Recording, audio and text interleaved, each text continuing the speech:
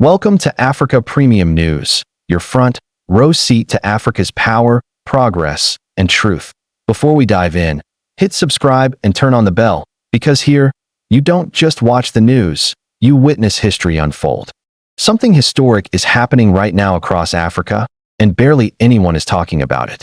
For decades, the United States held a powerful presence across the continent through its military command known as AFRICOM, a network of security partnerships, intelligence operations, and counterterrorism missions stretching from West Africa to the Horn. But today, that influence is quietly fading. U.S. troops are pulling back. Bases are being scaled down. Local governments are turning away from Western military advisors.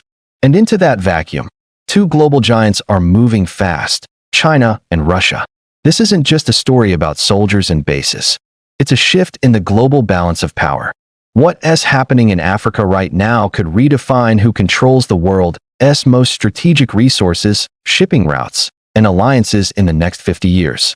China is turning its infrastructure projects into potential defense corridors, railways, ports, and energy hubs that double as logistical lifelines. Russia, meanwhile, is deploying private military networks and defense pacts to cement its reach from the Sahel to the Red Sea. And as all this unfolds, Washington's footprint is shrinking, not in a dramatic withdrawal, but in a quiet redirection of priorities. If you want to understand the future of global power, if you want to know why the next Cold War may not be fought in Europe or Asia, but right here in Africa, then this is the story you need to hear. In 2007, the United States launched AFRICOM, or the U.S. Africa Command. It was created to coordinate military operations and partnerships across a continent of over 50 nations, focused mainly on counterterrorism, intelligence sharing, and peacekeeping support. At its height, AFRICOM maintained dozens of cooperative bases and training sites, including key hubs in Niger, Djibouti, and Kenya. But in recent years, its reach has begun to contract. U.S. officials describe it as a strategic rebalancing. Yet African leaders and defense analysts see something deeper: a loss of American focus at the very moment when other powers are stepping forward. In early 2024, reports from the Pentagon confirmed the downsizing of U.S. operations in Niger and Chad, two of AFRICOM's most critical locations in the Sahel. At the same time, regional instability and rising anti-Western sentiment in Burkina Faso, Mali, and Niger led to the closure of several Western bases. Where the U.S. once positioned itself as the main security guarantor, local governments are now turning to Beijing and Moscow for alternatives. China's approach is subtle but extremely strategic. Over the past decade, Beijing has spent more than $155 billion on African infrastructure through its Belt and Road Initiative, building ports, railways, and industrial parks that serve dual purposes: trade and logistics. In 2017, China opened its first overseas military base in Djibouti, just a few kilometers from a U.S. facility. Publicly, it's described as a logistics hub to support anti-piracy patrols. But satellite images and defense assessments suggest a different picture: high-capacity docks, fortified structures, and long-range radar systems. Beijing has also made significant investments in Equatorial Guinea, Angola, and Tanzania, where major port projects could easily accommodate naval vessels. China's strategy is clear: build the infrastructure, control the logistics, and use commerce to open the door for defense. By combining trade routes with security access, China has effectively turned its economic presence into a strategic security network stretching from the Red Sea to the Atlantic. Russia, on the other hand, is operating through unconventional means. Instead of permanent bases, Moscow relies on private military companies, most notably the Wagner Group, now reorganized under the Russian Defense Ministry.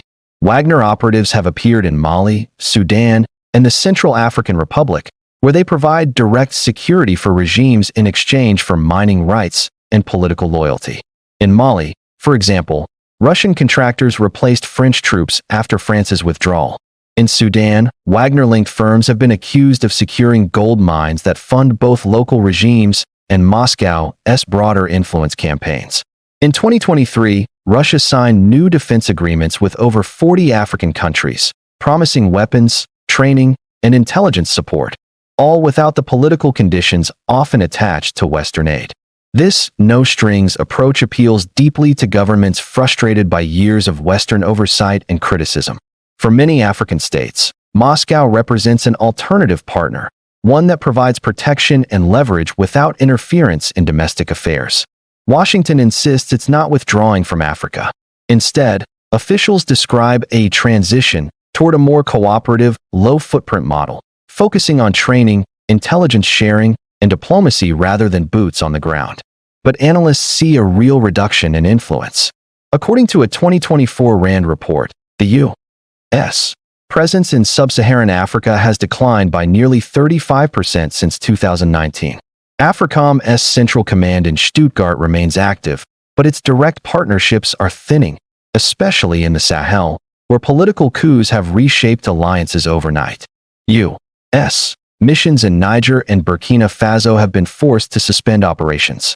Meanwhile, African leaders are negotiating directly with Beijing and Moscow, not as secondary partners, but as primary power brokers. This is not just a tactical loss.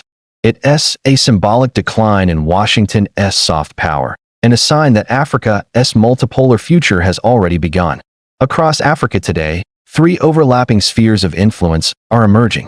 The United States remains active but increasingly cautious, focusing on intelligence and diplomacy. China expands economically and militarily through infrastructure, trade, and technology. Russia exerts influence through defense pacts, private military networks, and political alliances. This emerging order is not colonial, it's competitive. Each power is vying for access, resources, and long-term loyalty. And unlike the past, African governments now hold leverage. They can negotiate multiple deals at once, balancing loans from China, weapons from Russia, and aid from the U.S.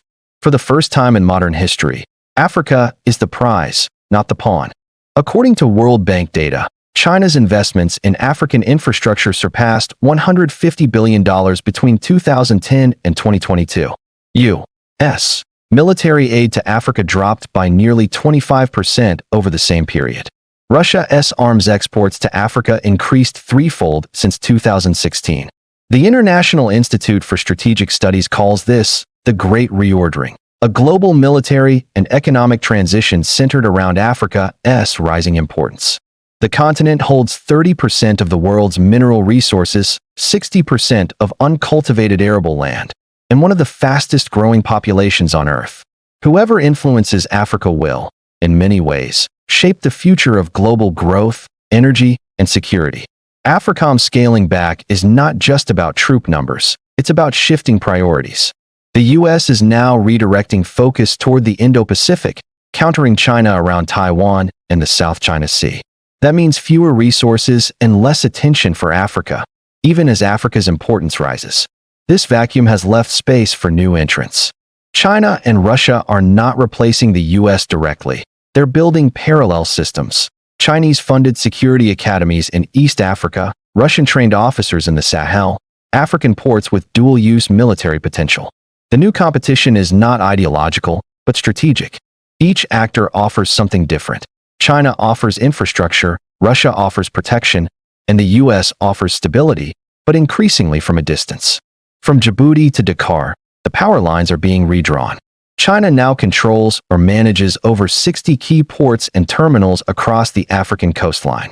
Russia has signed long-term defense deals covering nearly half the continent.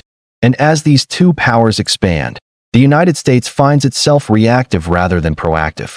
For African nations, this is an unprecedented opportunity to redefine their sovereignty, to turn great power competition into leverage. But for Washington, it's a wake-up call. AFRICOM's reduced footprint could soon mean losing the influence it once held uncontested. The great question is no longer who protects Africa, but who Africa chooses to work with. In this new era, Africa is not a battleground, it's a bargaining table. Its leaders are rewriting the terms of engagement. AFRICOM's quiet retreat may not signal the end of U.S. influence, but it does mark the rise of something far larger, a multipolar Africa, where global powers must compete for trust, partnership, and access. And in that contest, the world is watching, because the outcome won't just decide Africa's future, it might decide the balance of global power itself. This is African Premium News, where Africa speaks for itself. Don't miss a story that matters. Click subscribe, ring that bell, and stay ahead of the headlines. Africa's future starts right here.